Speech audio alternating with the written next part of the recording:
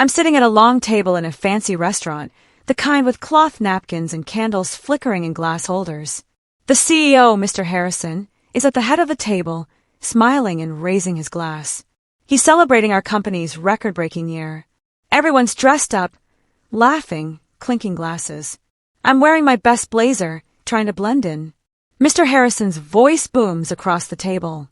I want to thank each of you for your hard work. This year's success is because of people like you. He looks directly at me. Maya, your project saved us over $1 million. I hope that bonus helped you celebrate properly. My fork freezes halfway to my mouth. Bonus. My heart skips. I glance around the table. Everyone's nodding, smiling at me. I force a small laugh, but inside I'm spinning. What bonus? I never received any bonus. I meet Mr. Harrison's eyes and say quietly, "What bonus?" The table goes silent. Then, slowly, I turn my head and look directly at my boss, Richard, sitting 3 seats down. His face drains of color. Let me rewind. 6 months ago, I was just another mid-level analyst at Apex Solutions, a mid-sized tech consulting firm. I'd been there for 4 years, working quietly, doing my job, never making waves. I liked my coworkers, respected the company's mission, and believed in the work we did. Richard had been my manager for 2 of those years. He was the kind of boss who took credit for your ideas in meetings, but never remembered your name when it came time for promotions. Still, I kept my head down. I told myself that hard work would eventually pay off. Then, in January, Mr. Harrison announced a major challenge. One of our biggest clients was threatening to leave because of inefficiencies in their supply chain software. If we lost them, we'd lose millions. The entire company felt the pressure. Richard called me into his office one afternoon. Maya, I need you to lead this project. Fix the client system. I'm counting on you. I nodded, excited for the opportunity. I had no idea what I was walking into. The project consumed my life. I worked late nights, weekends, and skipped lunch. I analyzed thousands of lines of code, identified bottlenecks, and redesigned entire modules. My apartment became a second office, my laptop screen glowing until 2 a.m. most nights. I barely saw my friends. My sister called, worried. Maya, you sound exhausted. Are they paying you extra for this? I laughed it off. It's just temporary. Once this is done, things will go back to normal. But deep down, I believe this project would change everything for me. I imagined Mr. Harrison shaking my hand, maybe even a promotion. I pictured Richard finally acknowledging my contributions in front of the team. By March, I had a working prototype. By April, the client was thrilled. They signed a new 3-year contract, praising our innovative solution. I watched the company-wide email from Mr. Harrison, celebrating the win. My name wasn't mentioned. Richard forwarded the email to me with a short note. Great job. Couldn't have done it without you. That was it. Weeks passed. I waited for some kind of recognition. A meeting, a thank you, anything. Instead, Richard started taking credit for the project in departmental meetings. My team and I worked around the clock, he'd say, never specifying who actually did the work. I sat in those meetings, biting my tongue. I told myself it didn't matter. The work spoke for itself, right? But inside, frustration simmered. One afternoon, my coworker Jen pulled me aside in the break room. Maya, I heard Richard got a huge bonus for that client project. Like a massive one. She lowered her voice. Did you get anything? I shook my head. Not yet. Maybe it's coming later. Jen frowned. You should ask him. You did all the work. I nodded, but I didn't ask. I was too afraid of seeming greedy or ungrateful. Besides, I convinced myself that maybe the bonus was still being processed. Maybe Richard was planning to surprise me. I was wrong. Fast forward to that work dinner. Mr. Harrison's question hung in the air like a bomb. What bonus? I repeated, louder this time. My voice didn't shake, but my hands did. Mr. Harrison's smile faded. He looked confused. The $50,000 performance bonus for the client project. It was approved months ago. He glanced at Richard. You distributed it to your team, right? Richard's face turned red. He fumbled with his napkin, avoiding eye contact. Yes, of course. There must be some confusion. But there was no confusion. The truth was written all over his face. He'd taken the bonus, my bonus, and kept it for himself. The table was dead silent. I could hear my own heartbeat. Jen, sitting across from me, stared at Richard with her mouth open. Another coworker, Tom, looked down at his plate, clearly uncomfortable. Mr. Harrison's expression shifted from confusion to something harder. Richard, can you clarify this? Richard cleared his throat. Let's discuss this privately later. No, I said, surprising myself. Let's discuss it now. Richard tried to laugh it off. Maya, I think there's been a misunderstanding. I'll check with HR tomorrow and sort this out. His voice was tight, defensive. Mr. Harrison set down his glass. Richard, if a $50,000 bonus was approved for this project, and Maya led the project, why doesn't she know about it? Richard shifted in his seat. Well, the bonus was for the team. I allocated it based on contributions. I was the only one who worked on it. I said, my voice steady now. Richard, you assigned it to me. I spent 6 months rebuilding that system alone. Jen spoke up. She's right. Maya worked on it by herself. We all saw it. Tom nodded reluctantly. Yeah, she was here every night. Richard's jaw tightened. I supervised the project. I provided guidance. That counts as a contribution. Mr. Harrison leaned back in his chair, studying Richard with cold eyes. So you're saying you kept the entire bonus for supervision? The silence that followed was suffocating. I excused myself from the table. My legs felt shaky as I walked to the restroom. I locked myself in a stall and took deep breaths, trying to process what just happened. Richard had stolen from me. Not just money, my work, my effort, my time. I pulled out my phone and opened my email. I scrolled back through months of messages, looking for anything related to the bonus. Nothing. Not a single mention. I checked my bank statements.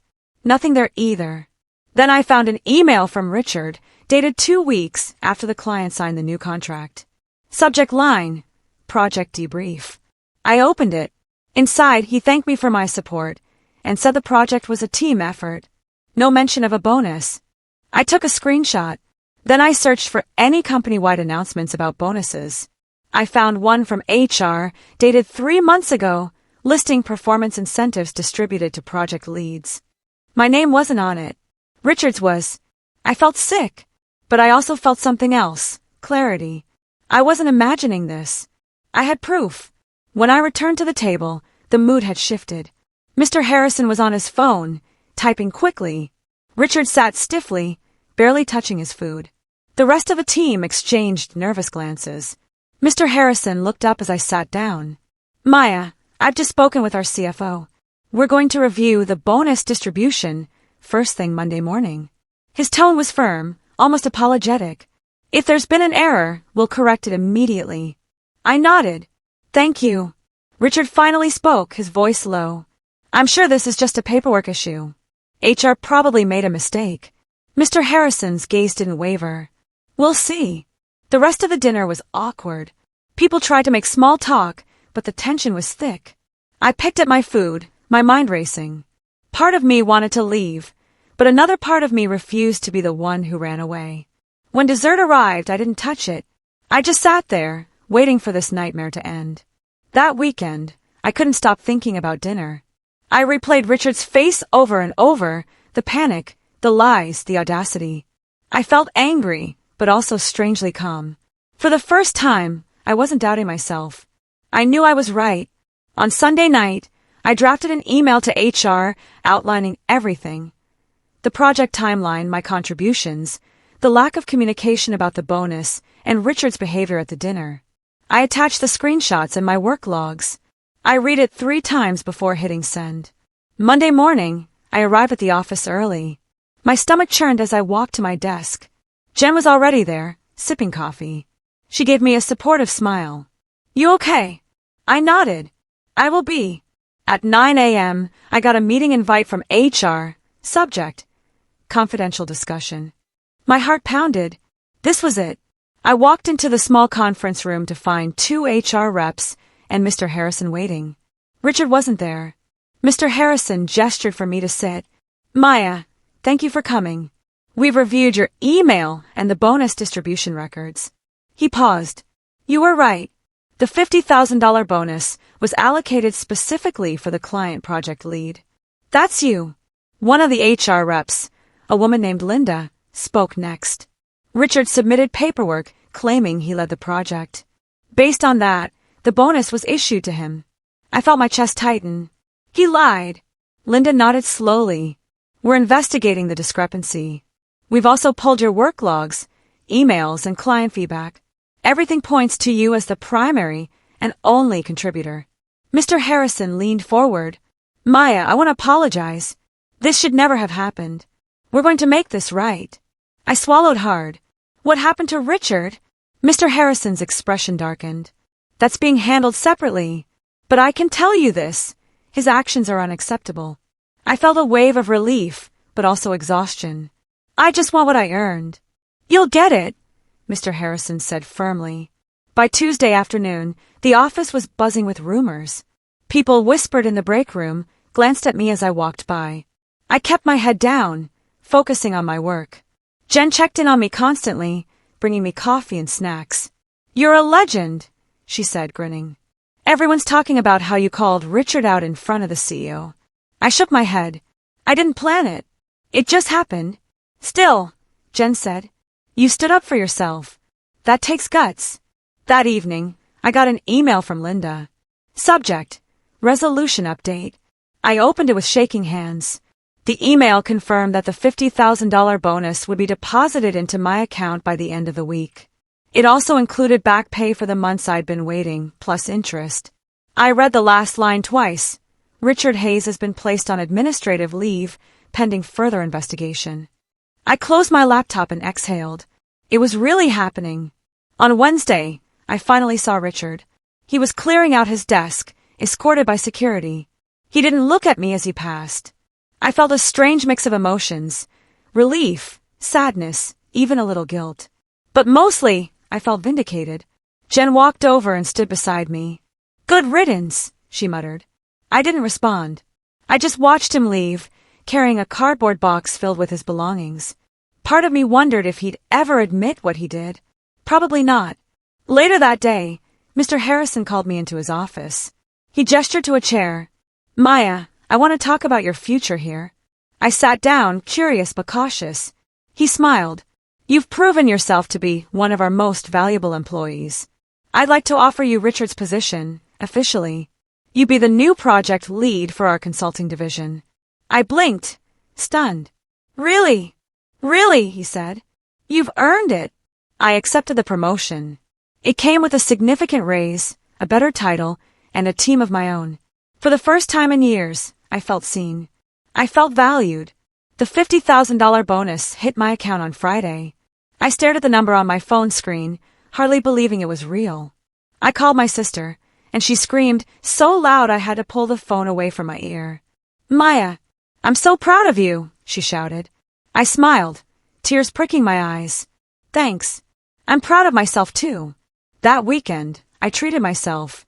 I bought a new laptop, donated to a charity I cared about, and took myself out to a nice dinner alone. I sat at a table by the window, sipping wine, and reflected on everything that had happened. I thought about the moment at the work dinner when Mr. Harrison asked about the bonus. I thought about the fear I felt, and then the anger. But most of all, I thought about the choice I made to speak up. It changed everything. Over the next few weeks, I settled into my new role. I led my first team meeting, assigned projects, and made it clear that I value transparency and fairness. I wanted my team to feel supported, not exploited. Jen became my right hand. She was sharp, reliable, and fiercely loyal. Together, we tackled a new client project, and this time, I made sure everyone's contributions were recognized. One afternoon, Mr. Harrison stopped by my office. How's it going? He asked. Good, I said. Really good. He nodded. I'm glad. You know, what happened with Richard was a wake-up call for us. We're implementing new policies to ensure this never happens again. I appreciated that, but I also knew that policies alone wouldn't change everything. It was up to people, leaders, to do the right thing. Thanks for believing me, I said. He smiled. You made it easy. A month later, I ran into Richard at a coffee shop. He was sitting alone, staring at his laptop. He looked up as I walked in, and our eyes met. For a second, I thought about turning around and leaving. But I didn't. I walked over. Richard. He nodded stiffly. Maya. We stood there in awkward silence. Finally, he spoke. I'm sorry. For what I did. I studied his face. He looked tired, defeated. Why did you do it? I asked. He sighed. I don't know. Greed, I guess. I thought I deserved it. I thought no one would notice. I noticed, I said quietly. He nodded. Yeah, you did. I didn't say anything else. I just walked away, ordered my coffee and left. I didn't need his apology. I'd already moved on. By the end of the year, my team had closed 3 major deals. Mr. Harrison praised our work in every company meeting. I was invited to speak at industry conferences, and my LinkedIn inbox exploded with job offers. But I stayed at Apex Solutions. I'd fought too hard to leave now. Besides, I liked the person I was becoming. Confident, assertive, unafraid to speak up. One evening, Jen and I grabbed drinks after work. She raised her glass. To Maya, the boss who actually deserves the title. I laughed. I'll drink that. As we clinked glasses, I thought about how far I'd come. A year ago, I was invisible. Now, I was leading a team, earning respect, and building something real. It wasn't just about the money. It was about knowing my worth and refusing to settle for less. Around the holidays, Mr. Harrison announced end-of-year bonuses for the entire company. This time, the process was transparent. Every employee received a detailed breakdown of how bonuses were calculated and distributed. When I opened my envelope, I found a handwritten note from Mr. Harrison. Thank you for your integrity and leadership. You've set a new standard for this company. I smiled. It felt good to be appreciated. That night, I called my parents and told them everything. The dinner, the confrontation, the promotion. My mom cried. My dad said he was proud. For the first time in a long time, I felt like I'd made them proud too. As I hung up, I realized something. I wasn't just fighting for myself anymore. I was fighting for everyone who'd ever been overlooked, undervalued, or silenced. And that felt bigger than any bonus. In January, Apex Solutions hired a new HR director, a woman named Karen who was known for her no-nonsense approach to workplace ethics. She scheduled one-on-one meetings with every department head, including me. I've heard a lot about you, she said as we sat down. I smiled. Good things, I hope. Very good things, she said. I also heard about what happened with Richard. That took courage. I shrugged. I just told the truth. Karen leaned forward. That's exactly the kind of leadership we need here. I want to work with you to build a culture where people feel safe speaking up. I felt a surge of excitement. This was bigger than just my story. This was about changing the system. I'm in, I said. Over the next few months, Karen and I launched a new initiative, an anonymous reporting system for workplace issues, along with mandatory training for all managers on fair compensation and recognition. The response was overwhelmingly positive. Employees started sharing their own stories, times they'd been overlooked, undervalued, or mistreated. Some were heartbreaking, but they were also empowering. People were finally being heard. Jen told me about a junior analyst who'd been denied credit for a major report. Thanks to the new system, the issue was investigated and resolved within a week. The analyst received recognition and a raise. This is because of you, Jen said. I shook my head. It's because of all of us. But deep down, I felt proud. I'd turned my pain into something meaningful. One afternoon, I got an email from a woman named Claire. She'd read about my story in a company newsletter and wanted to thank me.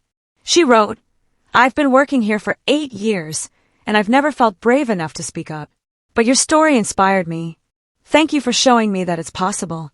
I read the email 3 times, tears streaming down my face. This was why it mattered. This was why I couldn't stay silent. I replied, Thank you for sharing your story. You're braver than you think. Keep speaking up. You deserve to be heard. That night, I thought about all the Claires out there, people who felt invisible, who doubted their worth. I wanted to reach them all, to tell them they mattered. By spring, I was invited to speak at a leadership conference. The topic, standing up for your worth in the workplace. I was nervous, but also excited. This was my chance to share my story with a wider audience. The auditorium was packed. I stood at the podium, looking out at hundreds of faces. I took a deep breath and began. A year ago, I was sitting at a work dinner when my CEO asked me about a bonus I never received. I told them everything: the project, the stolen bonus, the confrontation, the aftermath. I talked about fear, anger, and the decision to speak up. I talked about the importance of knowing your worth and refusing to settle. When I finished, the room erupted in applause. People stood. Some were crying. Afterward, dozens of people came up to thank me, to share their own stories. I realized then that my story wasn't just mine. It belonged to everyone who'd ever been silenced. A few months later, I got a LinkedIn message from Richard. It was short. I saw your conference talk. You were right. I'm sorry. I stared at the message for a long time. Part of me wanted to respond, to tell him I forgave him. But I didn't. Some apologies don't need a response. Instead, I focused on the future. I was building something bigger than revenge or resentment. I was building a legacy of fairness, integrity, and courage. Jen joked that I should write a book. People need to hear this, she said. I laughed. Maybe someday. But for now, I was content leading my team, mentoring others, and making sure no one else had to fight the way I did. By the end of the year, Apex Solutions was named one of the best places to work in our industry. The culture had shifted. People felt valued. Managers were held accountable. And employees like me, people who'd been overlooked, were finally getting the recognition they deserved. Mr. Harrison called me into his office one last time. Maya, I want to thank you. You didn't just save a client. You saved this company. I smiled. I just did what was right. He nodded. And that's exactly why you're here. As I left his office, I felt a sense of peace. I'd fought for myself, and in doing so, I'd fought for others. That was enough. Looking back, I realized that night at the work dinner was a turning point, not just for me, but for everyone around me. It taught me that silence isn't safety. It taught me that speaking up, even when you're scared, is the most powerful thing you can do. I still think about that moment sometimes. The way my voice didn't shake when I said, "What bonus?" The way I looked at Richard and refused to let him lie. The way Mr. Harrison listened. It wasn't easy, but it was worth it. If you're reading this and you've ever felt invisible, undervalued, or silenced, I want you to know, your voice matters. Your work matters. You matter. Don't let anyone take that from you. Today, I'm still at Apex Solutions, leading my team and building a culture I'm proud of. I still work hard, but now I do it on my own terms.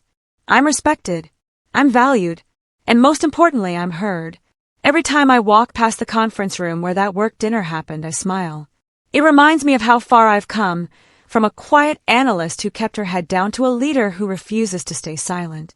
So if you ever find yourself in a situation like mine, remember this: you have the power to change your story. All you have to do is speak up. Thanks for reading my story. If it resonated with you, I'd love to hear your thoughts. And remember, know your worth, and never let anyone steal what you've earned. Because in the end, the truth always comes out. And when it does, make sure you're the one telling it.